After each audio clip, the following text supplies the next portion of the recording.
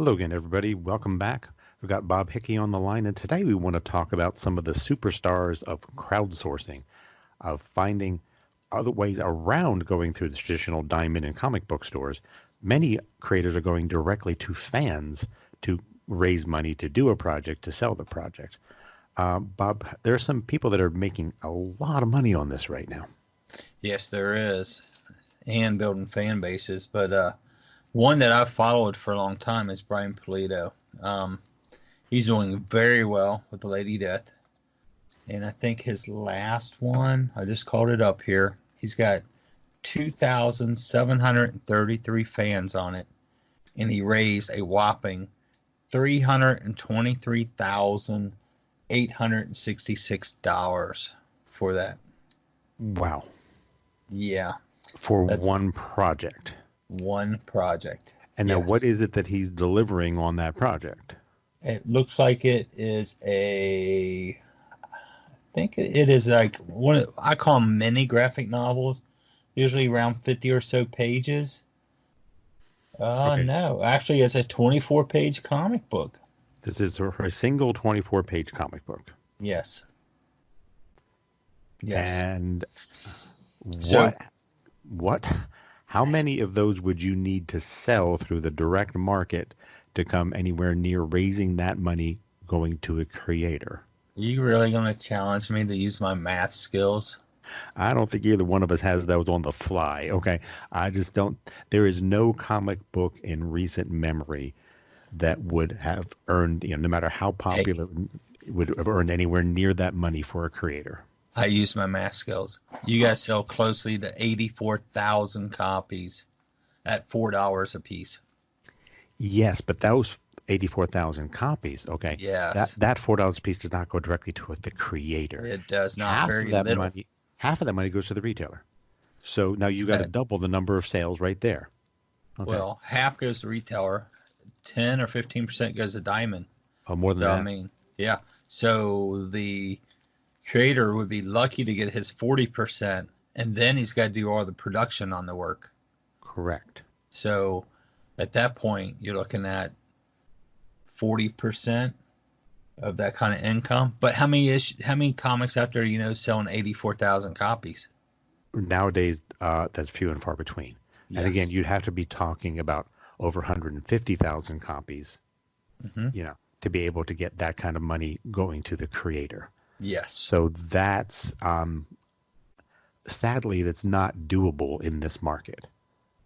And not the way the market is structured today. No, it's not realistic. Because now these people they're spending more than $4 a piece. They're not sending in $4 to get a copy of this comic book to him. No, the minimum is a $6 pledge. And we're just talking about this one. This is Lady Death, Blasphemy Anthem #1. And Brian ran this, and they start at a $6 pledge, and they go all the way up to, I think there was a $500 limited edition pledge. Yeah, $4.99, which has all the bells and whistles. And he actually sold 66 of those that he offered, and he sold out. And then he offered another pledge of $300, and he sold 72 of those, and they sold out. Another thing we got to look at, too, is this is the ultimate of merchandising. When you do these Kickstarters, you're not just making a comic and offering it. You're offering specialty covers, short runs of those covers, limited editions of those covers. You're talking sketch covers. You're talking trading cards, talking calendars. You're talking naughty covers. Anything you can. Limited edition prints, yes. signed copies, autographed that is certificated, so later on you're certificated with it. Anything that you can to get that exclusive merchandise into your core fan base. And to understand how and why this works, we've got to go back to the very basics of your Economics 101 class and talk about the most important things. Number one, capital. And then really supply and demand. What is capital? Capital is the money that you have to invest in a project. Okay. If you are trying to get your own book out there for more than yourself and your family to read, you need capital. You need money to invest in your project. If you're like most of us out there, you're not sitting on a pile of cash. What am I going to do where am I going to put all this money? It won't fit under the mattress anymore. I got to do something with it. Okay. Most of us are not in that position. Most of the people who want to become writers, artists to get their work out there are usually cash poor and need to raise capital to do this. What do? You're already working. Okay. You're already making ends meet. Okay. Most people don't have tons of extra money. How do you raise money to invest in your project? No, Well, well, I, crowdsourcing is one of the, crowdsourcing, right? Yes, because now it used to be that the only way it was to get a bank loan to save up money that you could afford to invest. But now you can go directly to people and say, I'd like you to invest in my project. well, another way we used to do was conventions too. Remember back in the day, The original, people, the the original orig- crowdsourcing. you got it, the original crowdsourcing. I can remember there's a couple projects that I supported walking through Artist Alley that I couldn't buy right then, but the creator's like, give me $10 and you can take this print right now, and then when I complete the issue, I'll mail you that issue. And it's $10, and I'm like, sure. I liked the artwork and everything. And later on, it might have been a month, it might have been 6 months, might have been a year later, I got the issue sent to me. Well, So, but it was the original way. you were actually a rare person who would say yes to that because I remember people trying to do that, and most people walking by is like, I would give you $10. I want it now. Okay. The Right. idea of investing in something and getting the return later didn't really catch on. I mean, there some brave individuals tried it at conventions with limited success. Okay. I think more people would have done it if it would have worked better. But now with access of the internet and that you can just go out to a wide community and say, could everybody chip in a little bit to make this project happen? It's changed things. The first crowdsourcing, I remember reading news stories about it and people going, no one's going to do this. Why would anyone? No, that doesn't make a bit of sense. And then the next story is going, oh my gosh, people are doing this. Oh yeah, they do it within the millions of dollars. Um, there's a lot of cool stuff coming out with crowdsourcing and funding. But It's made all types of projects that never would have happened available through, and it never would have been possible are actually happening. But the comic book business, there is an active group of people who are searching sites like Indiegogo and Kickstarter looking for unique projects to back.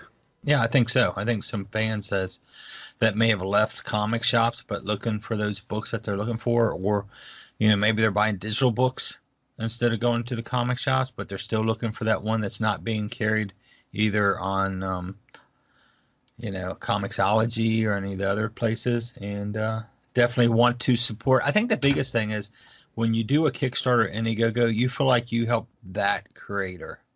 You supported Yes. directly that creator. Well, that's another thing. People do want to feel like they are having more of an impact, that they are bypassing the traditional routes of business and saying, I'm going directly to the artist and supporting their work, which before the crowdsourcing was very rare and very limited ability to do that. Sure. Hmm.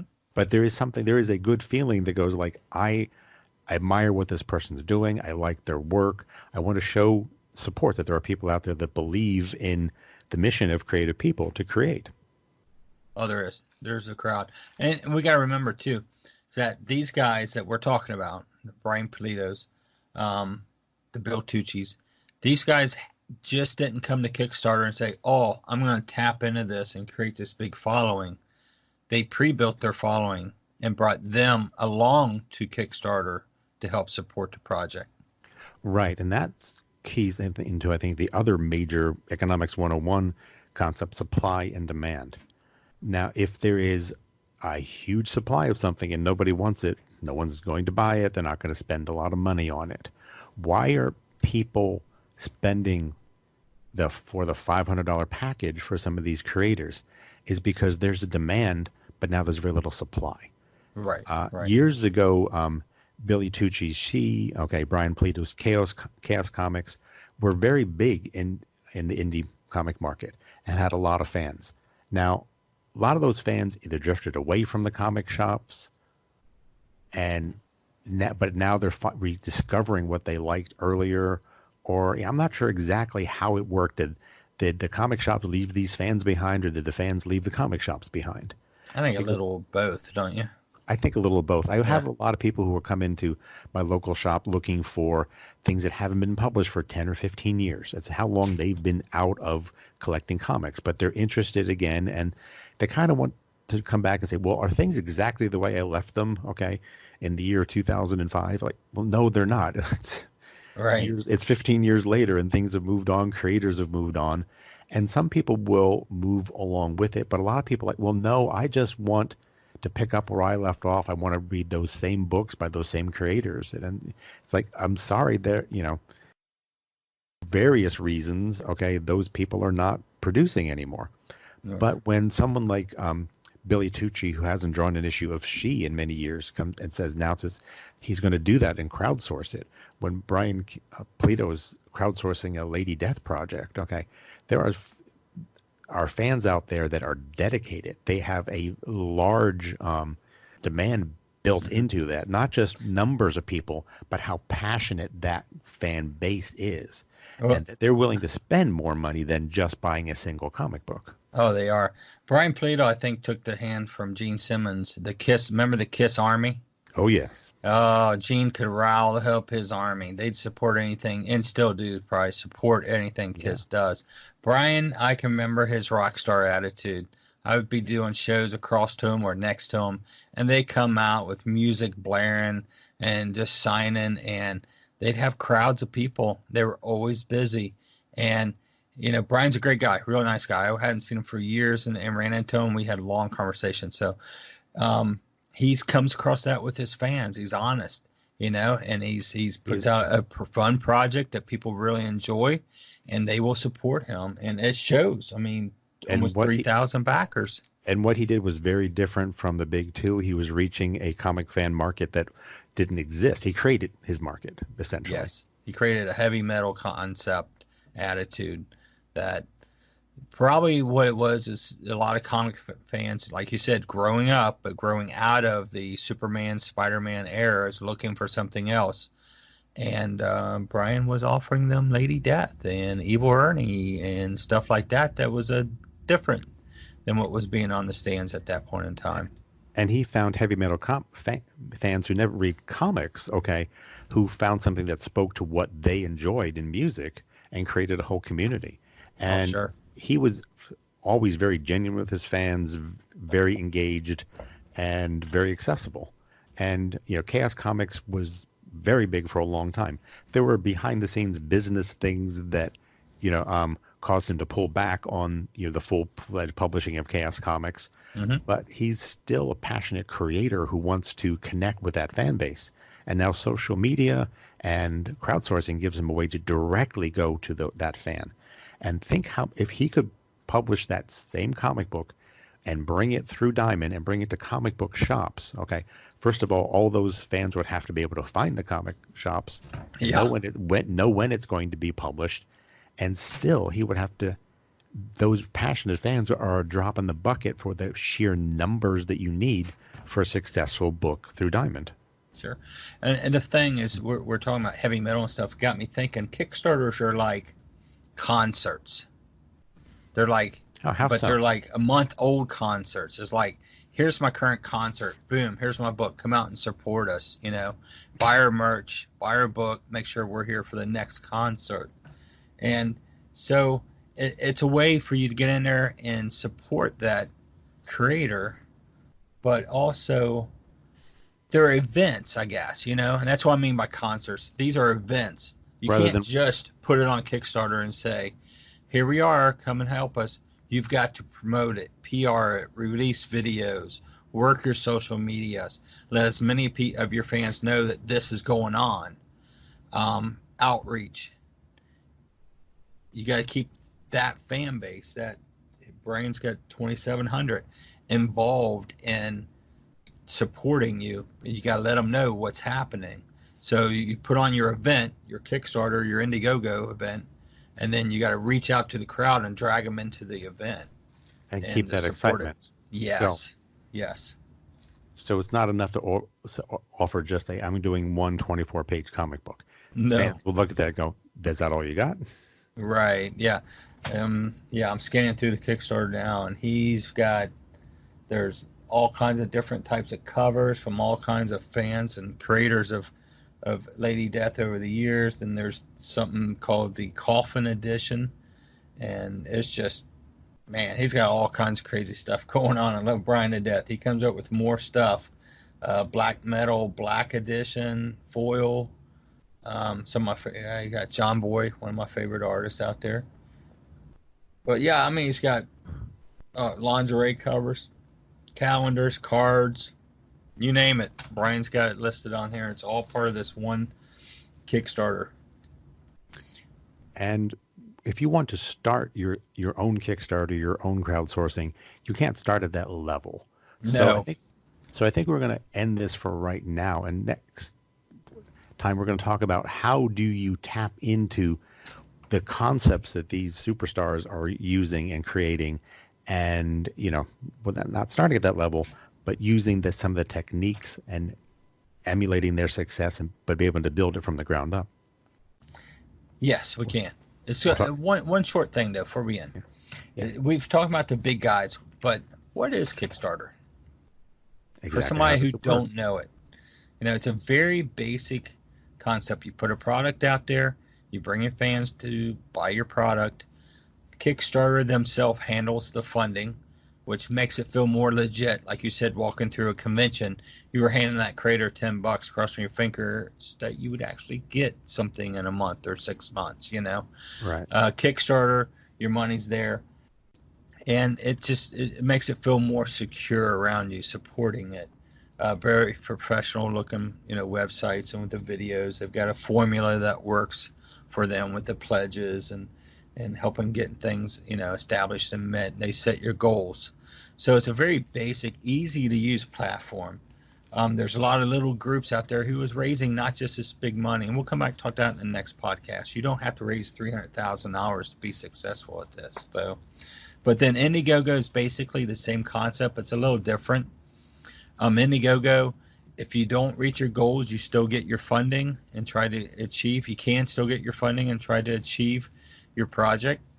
They seem to have different buyers. Each one seems to have a different area of buyers. Indiegogo seems to be not. There is comics over there, and they are successful, but not as successful as they are over at Kickstarter. So yeah, each has their own pluses and minuses, but they're a basic crowdsourcing formula anybody can use, and you can set up your account. And I think one of the things with a lot of the guys who aren't doing a 300,000 is they're building a community and they're supporting each other too. The one I just recently supported, I noticed that the person who started it has supported 61 other Kickstarter comics projects. Yeah, so there's a way as a community to help support each other around, and it shows you, this creator has actually supported 61 other Kickstarter projects in the past. So it's pretty more atmospheric, but we can get back to that and exactly talk about what each one is. But I just want to throw out the basics. Anybody can jump in here. Don't expect these numbers with Brian. Brian has spent a lifetime building to get these numbers. He deserves it. I've seen him work it. But it is a good way for us to get out there, maybe without the comic shops. Or can we, I'm going to leave this, can we build something here and bring it to the comic shops to be successful over there? It can happen, yes. Yes. More next time. Thanks again. Talk to you soon. Thanks, Bill. Take care.